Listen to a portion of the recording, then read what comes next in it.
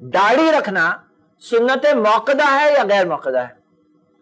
कौन जवाब देगा सही जवाब? नबी सल्लल्लाहु अलैहि वसल्लम, हाँ जी, इसमें लोगों में अलग अलग बोलते हैं दाढ़ी रखना सुन्नत है। सुन्नत जो लफ्ज है ना, नबी सल्लल्लाहु अलैहि वसल्लम के तरीके के लिए भी इस्तेमाल होता है, और सुन्नत लफ्ज जो है ना मुस्तहब के तौर पर भी इस्तेमाल होता है। मुस्तहब यानी जो चीज फर्ज नहीं है, सुन्नत है यानी फर्ज नहीं है। लेकिन सही जवाब क्या है पता है आपको? दाढ़ी रखना फर्ज है, वाजिब, ये एक वाजिब सुन्नत है। क्यों?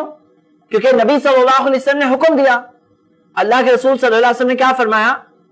औफुल्लुहा, दाढ़ी को छोड़ो। ये नहीं कहा छोड़ोगे तो अच्छा है, हाँ छोड़ोगे तो अच्छा, ऐसा नहीं कहा, कहा छोड़ो, हुक्म दिया। जहां नबी सल्लल्लाहु अलैहि वसल्लम का हुक्म आ गया तो ये क्या मामला है?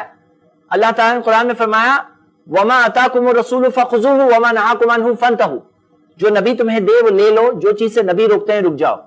अच्छा, पता है आपको जो नबी सल्लल्लाहु अलैहि वसल्लम की सुन्नतें हैं उसमें बाज सुन्नतें ऐसी है जो मुस्ताहब है। मिसाल के तौर पे मिसवाक करना हर नमाज के टाइम पे, नबी सल्लल्लाहु अलैहि वसल्लम ने फरमाया लौला अशुक्का लिउम्मती लअमरतुकुम बिस्सिवाक इंदा कुल्लि सलाह, अगर मुझे डर नहीं होता कि तुम्हारे लिए बहुत मुश्किल हो जाएगा, मैं तुम्हें हर नमाज के टाइम पे मिसवाक करने कहता। तो हम क्या देखते हैं कि अल्लाह के रसूल सल्लल्लाहु अलैहि वसल्लम ने हुक्म नहीं दिया, इसीलिए वो चीज वाजिब नहीं है। लेकिन हुक्म दे दे तो वो चीज कंपलसरी हो जाती, क्योंकि किसने कहा? ये अल्लाह ने कहा। देखिए मिसाल के तौर पर मर्दों के लिए सोना हराम है, कुरान में कहीं नहीं दिया है। किसने मना किया? नबी सल्लल्लाहु अलैहि वसल्लम ने मना किया।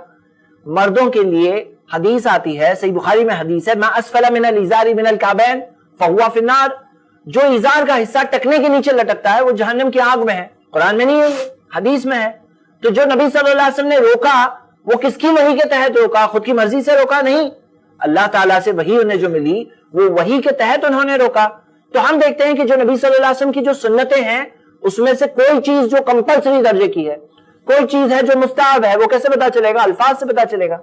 हाँ,